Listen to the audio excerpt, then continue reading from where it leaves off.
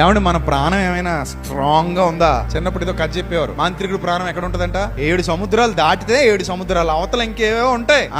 అంత పోరాటం చేసి లోపలికి వెళితే అక్కడ ఎక్కడో పంజరం, ఆ పంజరంలో చిలక గూట్లో ఈ ప్రాణం ఉంటదంట. అంత చేసి వెళ్ళి అని చంపడం అంటే కష్టం అంట. ఈ కదా మనం చిన్నప్పుడు చదువుకున్న కథలు.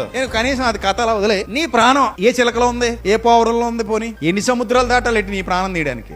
ఏం ఉండదు. అప్పుడప్పుడు కొన్ని న్యూస్లు చూస్తుంటే జాలేస్తుంది. కోతిని కొడదామని మన ఒక చెవ తీశాడు ఒక ఆయన, కోతిని కొడదామని చెవ తీసి కోతిని కొడుతున్నాడు. ఇలా ఎత్తి కొట్టబడి కోతిని పైన 11 kV వైర్ ఉంది, మాడిపోయి కింద పడిపోయాడు. అసలు ఊహిస్తాడా? అంటే కొబ్బరి చెప్పు కోసం, కోతి కోసం, బొప్పాయి పండు కోసం కూడా మనం ఏం పోగొట్టుకుంటున్నాం. అంత సింపుల్ గా పోద్ది అనమాట ప్రాణం. మన ఎవరో 2 వర్కర్ల పాపం తెలియకుండా బంకులో పనిచేసే వాళ్ళు బయటకు తీసుకొస్తున్నారు ఒక స్టూల్ పైన హై కరెంట్ పవర్ తీగలు తగిలాయి, వాళ్ళ ప్రాణం పోయింది. సో కాబట్టి జీవితంలో ఎప్పుడు ఏ క్షణం ఏం జరుగుతుందో ఎవరికి తెలీదు. మన ప్రాణం చాలా సున్నితంగా వెళ్ళిపోయేటువంటిది తప్ప అదే స్ట్రాంగ్ గా ఉండిపోయేదేమి కాదు. అది దేవుని నిర్ణయం, దేవుని చేతిలో ఉంది. ఇది అర్థమైనప్పుడు అయ్యా నేనేమి స్ట్రాంగ్ గా ఏదో నా మీదకి మరణమే రాదు అని చెప్పగలిగే స్థితిలో లేను, అసలు మరణం నా చెంతకు రాదని అని చెప్పగలిగే పరిస్థితి నాకు లేదు.